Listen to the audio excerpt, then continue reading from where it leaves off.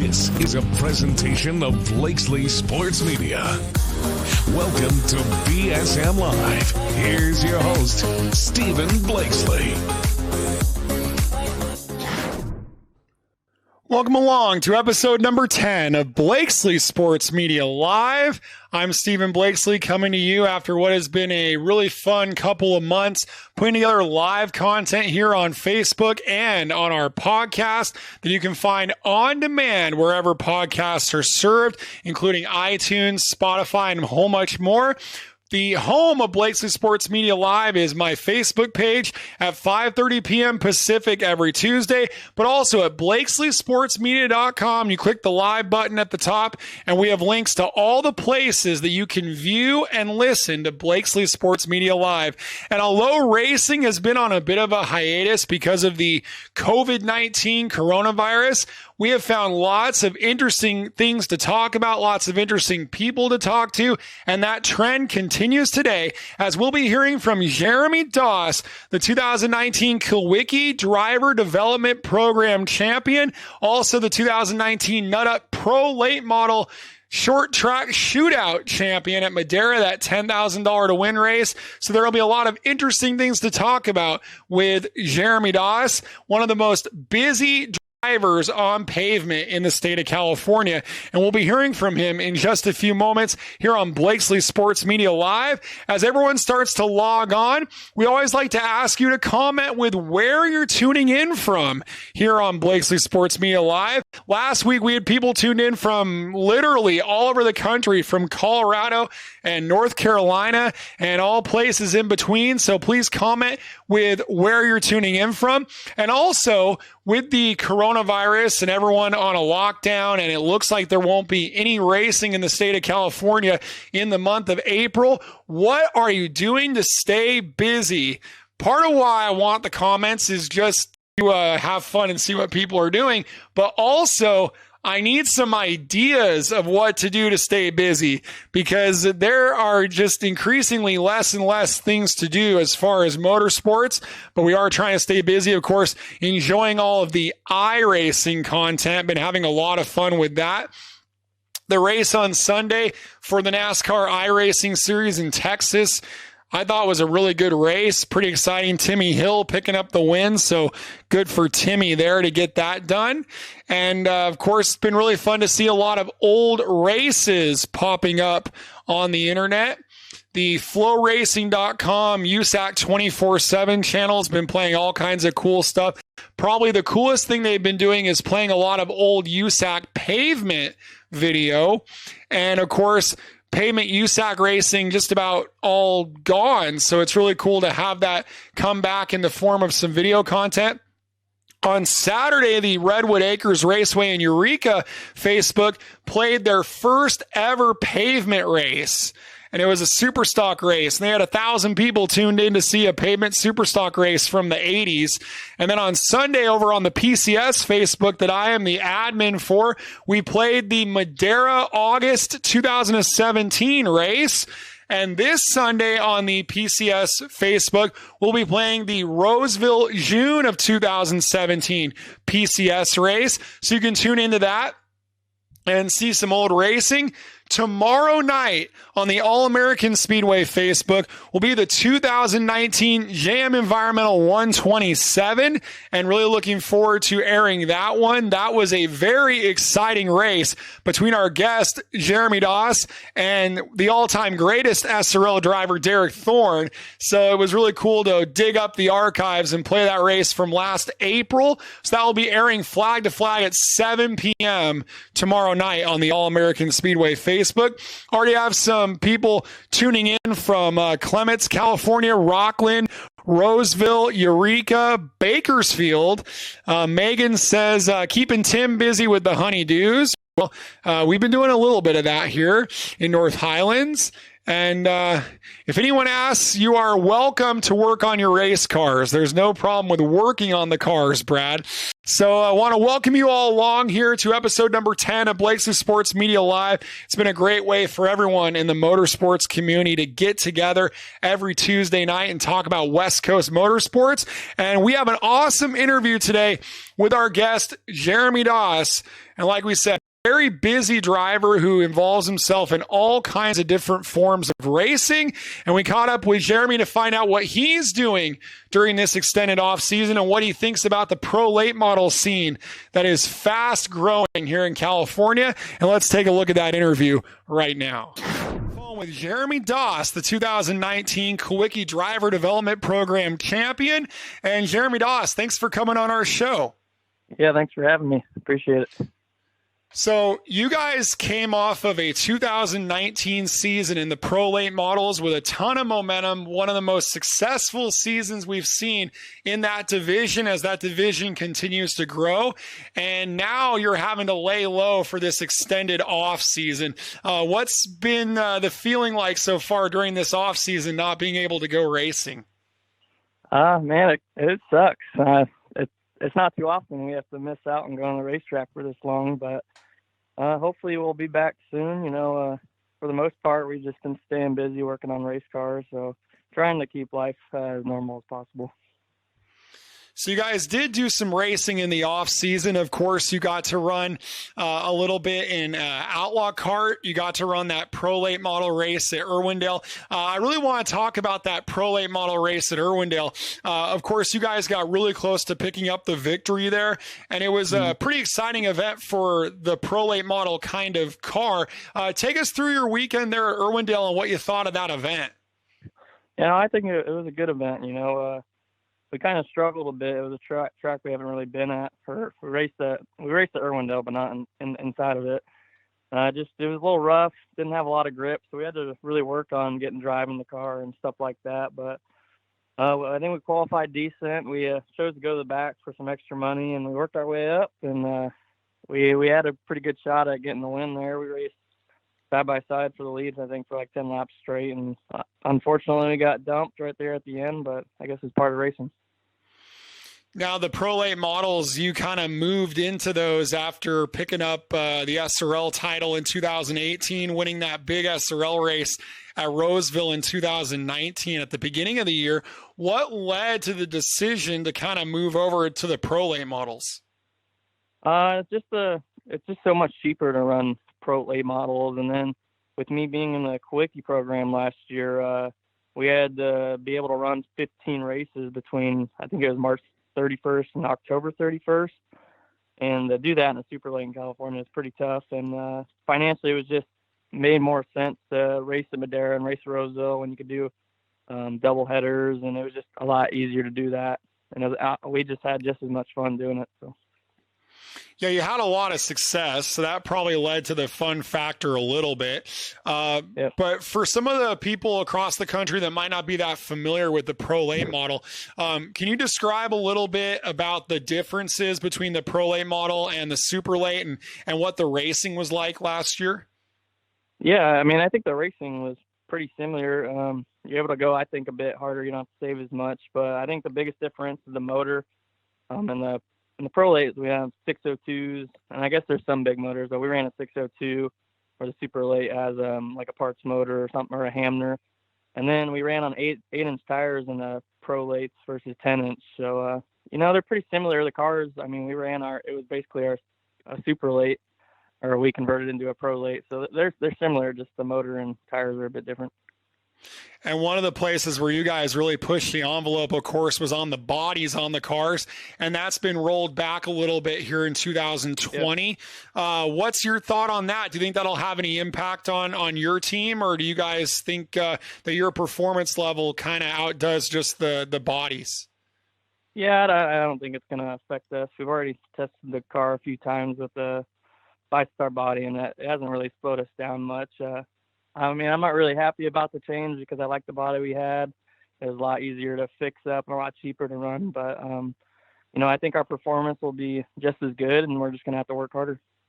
We're on the phone with Jeremy Doss, the 2019 Kulwicki Driver Development Program champion. And seemingly every year there's a Kulwicki Driver Development Program finalist from the Madera Speedway era, the Pro Late Model area. And this year, one of the top 15 finalists is Austin Herzog, the 2019 track champion. What would be some of your advice to some of the kids that are in the running on what are some of the things they can do to be successful in that Kulwicki program? I would just say getting involved with the community, it's not something really I took part in before the program, but it's a lot of good, and it's a pretty humbling experience, and it goes a long ways in the program and with sponsors. Everyone likes to see that, and it's always a good feeling to help out. Well, and you would got to think that for a team like yours or a team like the Herzogs or some of the other teams in California that have been a part of this program, that you guys kind of fit the MO with that owner-driver mentality, working on the cars yourself. So how cool was that to represent someone like Alan? Oh, it was super cool. It was pretty special to build his legacy and represent Alan. I wish I got to meet him. He seems like a pretty amazing guy, but it was an honor to be a part of the program, and it's something I'll cherish forever. And it's a pretty amazing program, and I really I'd have anyone go do it. It's pretty great. So let me think here. You can correct me if I'm wrong. I'm going to try to add up all the race cars that you guys currently have. So you have an open 500 Outlaw kart, a bomber that you've been racing. I think your dad's got a bomber. You guys have a limited modified, a couple of pro late models. How busy does this keep you guys having so many race cars to deal with? It keeps us real busy. I have a bomber, a late model, the go-kart, and a legend car, and my dad has a pro late. And then we're working with the Lavelle family. That they own the modifieds and stuff, so that keeps us busy. And then we're back with John Moore this year, so we got his SRL car, and we're building a new one. That's kind of what we've been focusing on while we're stuck at home, but it's definitely keeping us busy. So first of all, from the driver's standpoint, what do you think of all these different cars? What car do you think is the most fun car to drive right now? I'd probably say the late model. I enjoy that the most. I have fun going and running the bomber. It's a lot of fun to just go play with. The legend car, it's pretty fun as well. You definitely got to hustle those things around, and I enjoy running the modifieds when I can too as well. But I think the late model is my favorite. And then, of course, with the Pro Late model, the Modify and the Legends car, a lot of spec crate type parts there. But on the Super Lates, you get to have some fun with the ingenuity. Do you enjoy doing that, working on the cars, tinkering on them, being able to find extra speed on the cars? Oh, yeah. It's a lot of fun, and anything we can learn new is always pretty cool. That's why I enjoy going to the track. You get to learn a lot pretty much every weekend, and I really enjoy that. So what do you think once we get things started here in 2020 and really get to racing, what do you think the pro late model scene is going to look like this year? It seems like the competition level is sky high. There's more really high quality teams like your team entering the series all the time. What do you think this series is going to look like this year? I think it's going to be pretty good, just even from the test. I mean, we had a lot of competition and a lot of cars there already, and I know of a handful of teams that weren't even there yet. So, I think it's gonna be pretty cool. It's gonna be tough. I think last year how we ran definitely made everyone step their game up, and I think that's gonna just keep evolving throughout the year. Is there any particular team or event or track where you really would like to get one back this year and try to win there or beat that particular team? Is there any event kind of like that where something you really want to win this year? I'm not sure really. I guess I would like to win Irwindale. That's the place I still haven't won at. So I'm not sure when we'll be going back there, but that's the one I'd really like to win. And are you guys going to be at all the Madera races this year, or is that kind of impacted with the SRL program with the Moors as well? I think it's impacted with the Moors as far as I know. I think we can make most of them, but I think there's one we probably have to miss. So. And I guess the big question everyone would have on their minds right now is, will you guys be returning to the Snowball Derby this year? Is that in the plans? That's the plan as of now. We're hoping that's always a goal every year is to go back to that. So whether it's a super late or a pro late, we're going to plan on being there. If one of these track promoters was to be able to fire something up in the next couple of weeks or have a midweek race or something on a really short turnaround, how well prepared is a team like yours to be able to get back to the track right now? We're pretty prepared. I mean, our shop's at our house, so our pro lates are already ready to go for the next run. That'd be pretty cool, I think, to get us all out of the house and go racing. So we're prepared. Yeah, we're all pretty ready. Tell us, who are some of the people you want to thank that help your racing program happen? First and foremost, my dad, Mike Doss, Dwayne Sharp. Those guys are at the shop all the time working on the cars. And the rest of the JD Motorsports crew, Ernest Performance, Seneca Performance, S&S Sports Enterprises, DSC Brakes, Swift Springs, Frank's Radios, Joe's Racing Products. All of my sponsors who help out. I couldn't do it without them. Well, we want to thank you for coming on to our show. We hope your family is being safe and healthy out there. We wish that for everyone right now in the motorsports world. And good luck in 2020. Thank you, Stephen. I appreciate it. Well, it's always pretty special when someone of the caliber of Jeremy Doss can find some time to come onto your show. So I want to thank Jeremy Doss for doing that. Like I said earlier on the program, we have been really lucky with some really super cool guests over the last couple of weeks. And Jeremy Doss would be right up there at the top of one of the ones I really was hopeful to hear from. And, it's pretty amazing. We put up this poll of, do you guys think that Doss can duplicate the success he had last year? I don't have the number in front of me. I think it was 13 main event victories, and 94% of you think he will. And remember, he had to take the outlaw body off the car, something we talked about in the interview. You have some teams like Austin Herzog, Dylan Zampa, some teams that are coming out guns a-blazing. The Beast, Joey East, I think will be a pretty tough contender in the Pro A model scene. Of course, Jason Romero, Cole Moore. There's a handful of extremely strong cars that are ready to battle and knock the 75 off of the pedestal. One of the things that some people might not realize if they weren't at Roseville a whole lot is that Roseville, arguably, Jason Romero had the number of Doss throughout the year. It went back and forth a little bit, but ultimately Romero was a little bit quicker there. And then on the flip side at Madera, Doss was far and away the quickest car in the second half of the year in a way that we've never really seen before at Madera Speedway. So it'll be very exciting. We're so eager to get this Pro Late Model season started.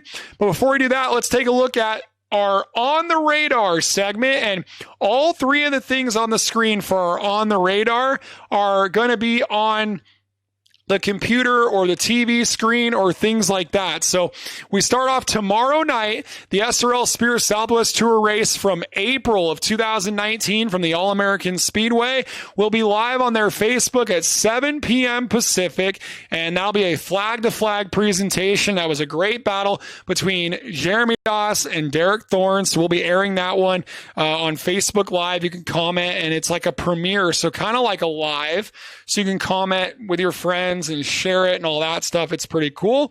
Rick Anderson, hello to you, and thanks for the shout out there. Glad you appreciate what we're doing. Travis McCullough, thank you as well. I know you're probably eager to get to the racetrack. And then on Thursday, the Junior Late Model Esports iRacing Series is debuting. It's sponsored by Madera Speedway. It'll be live at approximately 3:45 Pacific. They have an entry list of 34 drivers that are 16 years old and younger that race in either limited late models or junior late models. There are a couple drivers on the entry list that were part of the Madera Junior Late Model camp from last year, and a couple other drivers on the list as well that don't have current late model programs, but out of the 34, about 30 of them do. So we're talking about all of the best young junior late model talents across the country, and that'll be live on YouTube, Facebook, all over the internet on Thursday at 3:45 Pacific with a 100-lap race to kick off that 6-race series. And then on Sunday, on the PCS Facebook, we will have the June 2017 All-American Speedway race Great duel in that one. Matt Scott, John Moore, Cole Moore, Mike Beeler. It's always a good time when it's the Placer County Fair races. So that was one of the better PCS races in the last couple of years. So we'll have that one flag to flag on Sunday. And of course, there will be more NASCAR iRacing all weekend. All the stuff on flowracing.com throughout the weekend with a 24/7 feed of racing. And just announced, you may have missed this, tomorrow night, I believe it'll be 5 p.m. Pacific, so you can tune into this and then tune into the SRL race at 7 p.m. Pacific. But at 5 p.m. Pacific tomorrow on FS1, they're going to have the iRacing World of Outlaws races on TV. And I know a lot of people really miss the Thursday Night Thunder and the Saturday Night Thunder that USAC used to do on ESPN.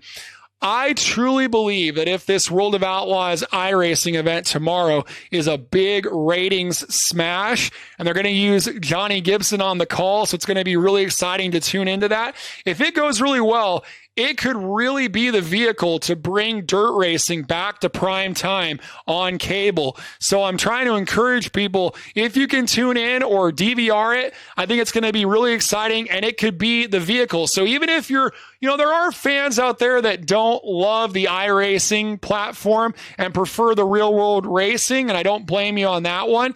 But even so, just to add a pair of eyeballs to that and show that there's a big appetite for Fox to air dirt racing, it would be really cool for this to lead to something.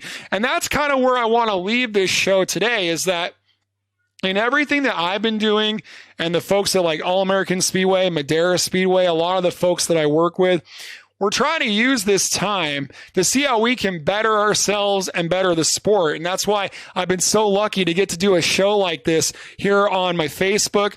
And it's just been really cool to be able to learn something new, to connect with the fans in a deeper way. And I think racing as a whole is going to come out of this coronavirus pandemic a lot stronger and a lot more interconnected. It feels to me like a lot of the battle lines and the politics have kind of gone out the window when you have IndyCar drivers running in NASCAR races and vice versa, and you have people from all over the world signing up to run these dirt races.